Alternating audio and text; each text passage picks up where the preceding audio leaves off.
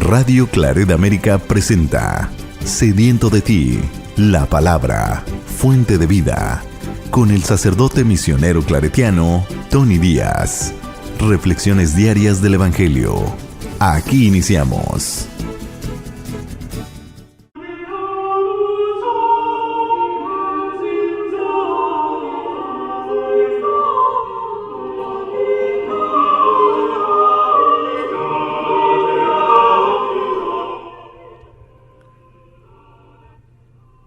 Bienvenidos hermanos a nuestras reflexiones del Evangelio del día. Hoy es viernes dentro de la octava de Pascua. Viernes dentro de la octava de Pascua. El Evangelio de hoy viene de Juan capítulo 21 versículos 1 al 14.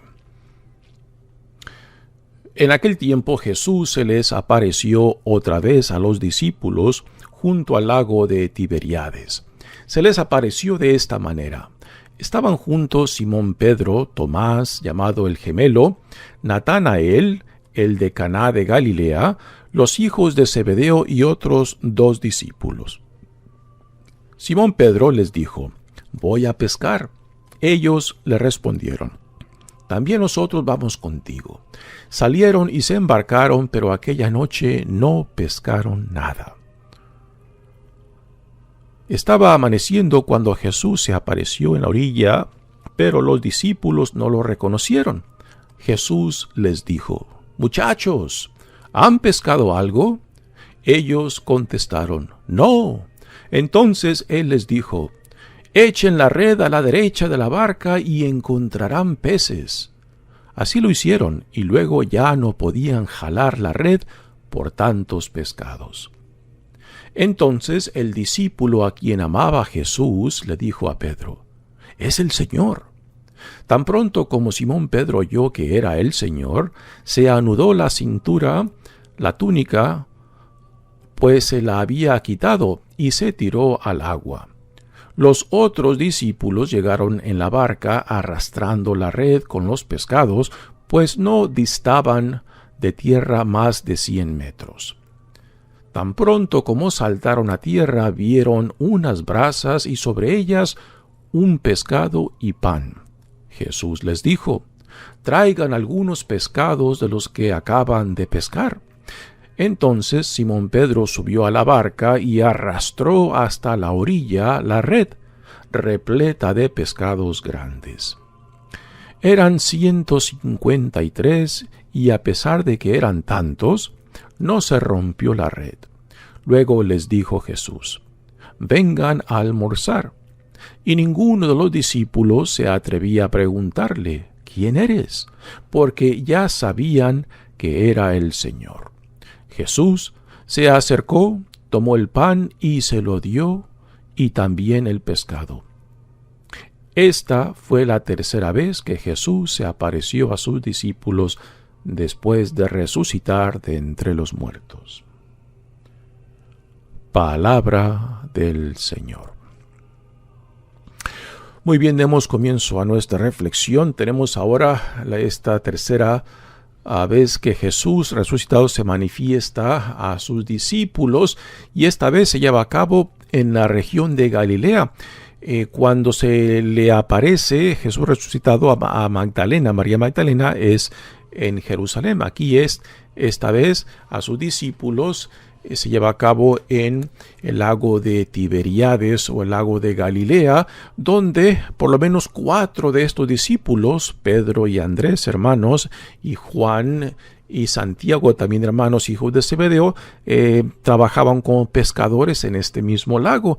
Y aquí Jesús viene al encuentro de Dios. Parece que después aún del testimonio que los discípulos han escuchado, tanto en Jerusalén y ahora quizás siguen escuchando los testimonios de otros, particularmente de mujeres, aún todavía siguen sin creer, y parece que están por regresar a sus previas vidas al irse de pesca, ¿no? Y se dan cuenta de que su intención de ir de pesca es inútil. En cierta manera esto refleja, ¿no?, de que el desear abandonar el camino, pues no es fructífero porque Cristo ya no está con ellos, ¿no?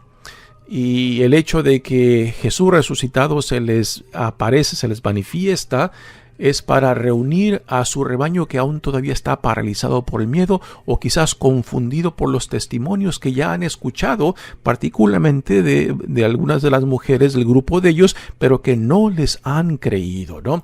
Este es un tema muy interesante, ¿no? No le creen a las mujeres porque no valorizan a las mujeres, porque el testimonio de la mujer simplemente lo descarta, ¿no? Y tristemente en la historia de la iglesia esto aún hoy en día sigue siendo una triste realidad, ¿no? Porque aún hay esta diferencia de la valoración de la mujer en un mundo particularmente dominado por el hombre, particularmente digamos dentro de la iglesia, pues el testimonio de la mujer no es valorado igualmente que el testimonio del hombre, ¿no? Pues aquí lo vemos manifestado en los evangelios, ¿no? Que ante el testimonio tanto de María Magdalena como de las otras mujeres que vivieron la experiencia tanto de la tumba vacía como la experiencia de los ángeles dentro de la tumba vacía, y también según el evangelio de Mateo, el encuentro con Cristo resucitado, no les han creído, ¿no?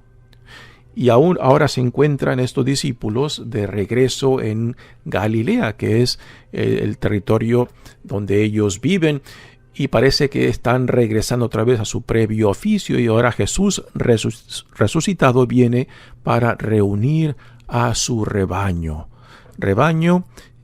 todavía ciego, confuso y quizás paralizado por el miedo, ¿no? Y Jesús viene en una escena que parece un paralelo en el Evangelio de Lucas, pero un contexto muy diferente, ¿no? En el contexto de Lucas, Jesús, después de predicar a la muchedumbre, estando en la barca de Pedro, le pide que se aleje un poco y que baje las redes para pescar.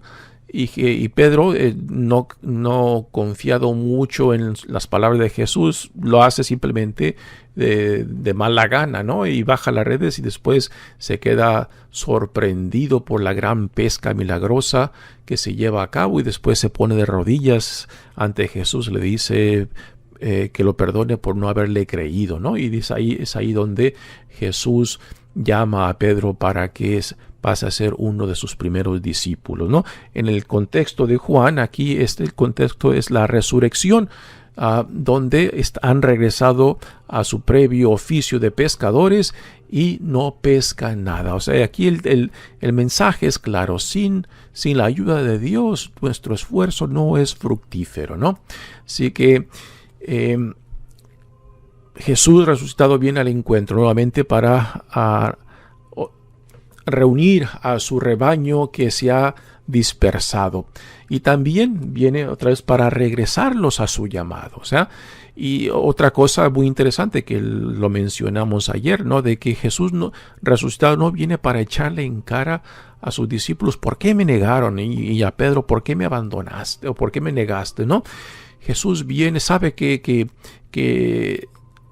lo abandonaron por el miedo de ser arrestado, el miedo de sufrir las mismas consecuencias de Jesús, ¿no? Pero aún así, el buen pastor viene detrás de su rebaño.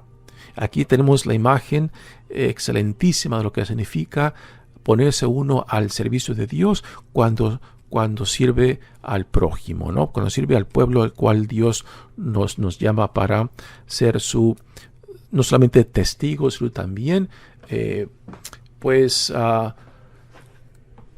pastores del rebaño que Dios nos da. Y después aquí tenemos un detalle muy interesante, ¿no?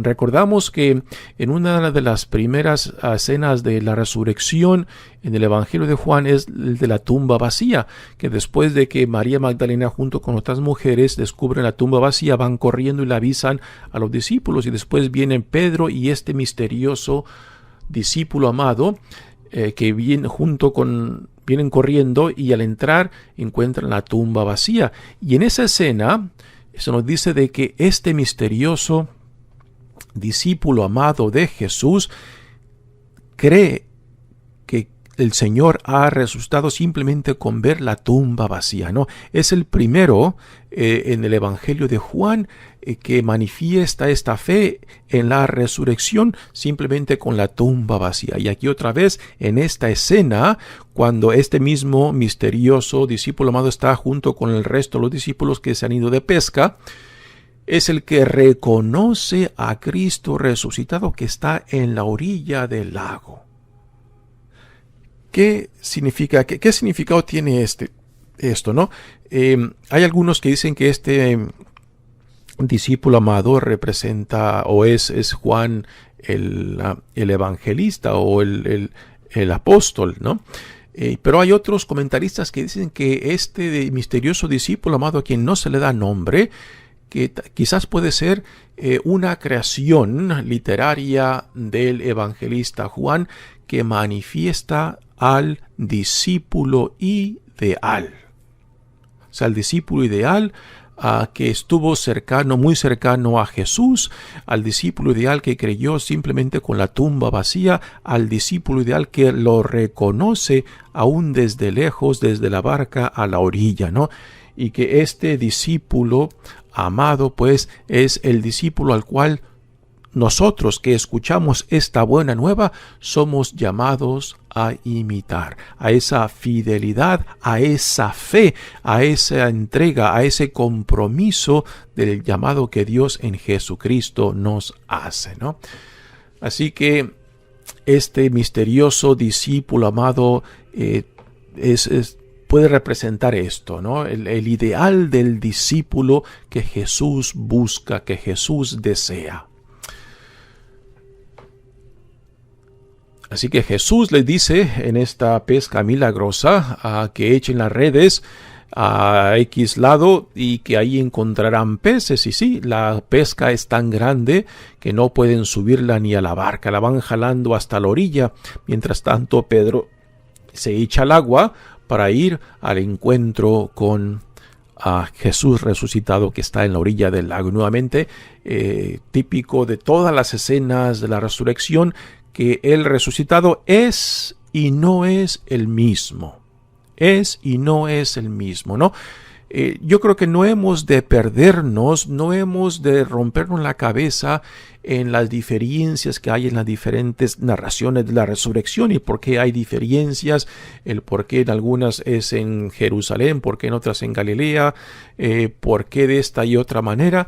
Lo que hemos de enfocarnos es en el significado del encuentro con el resucitado, porque esto es lo que ha transformado vidas y sigue transformando vidas en cada generación en la historia del cristianismo. O sea, de que no simplemente es una historia muy linda, una historia de Disney, una historia de Hollywood en el cual todo termina bien, sino que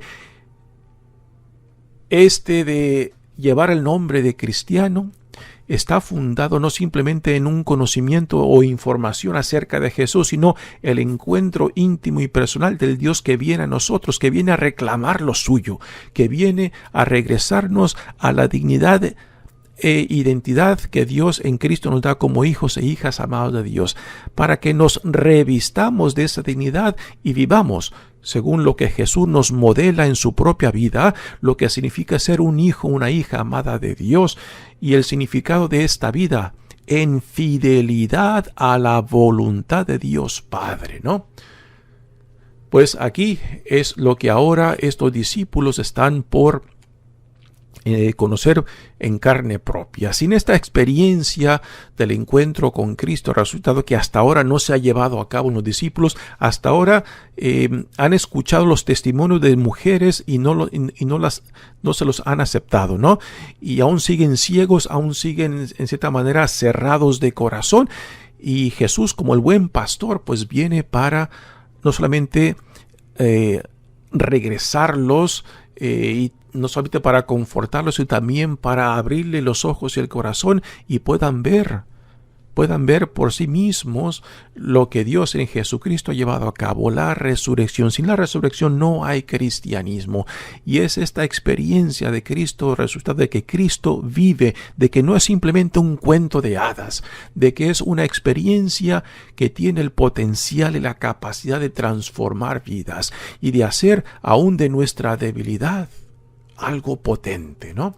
Este es el testimonio que tenemos en la historia del cristianismo, de hombres y mujeres, de jóvenes, que cuando se han dejado atraer por Dios en Jesucristo, sus vidas son transformadas, y al ser transformadas son puestas al servicio del Evangelio, de la Buena Nueva. Sin esa experiencia no se puede ser testigo de que hay un Dios vivo entre nosotros, ¿no? Y que toda la creación está llamada a vivir esta experiencia de la nueva vida que Dios en Jesucristo nos da. Esto es lo que están por descubrir los discípulos en esta escena, y nosotros que leemos estas escenas de la resurrección, pues también somos llamados a entrar a este misterio de la resurrección para también ser parte de esta aventura del reino de Dios, siempre y cuando se viva en carne propia en nuestras vidas la experiencia de que Dios vive, de que Cristo vive, y que por tanto tú, yo, nosotros somos una nueva creación en Cristo. Mi nombre es Padre Tony Díaz, misionero claretiano. Que Dios los bendiga. Radio Claret América presentó Sediento de ti, la palabra. Fuente de vida. Sus comentarios son importantes. Contáctenos en radioclaretamerica@gmail.com.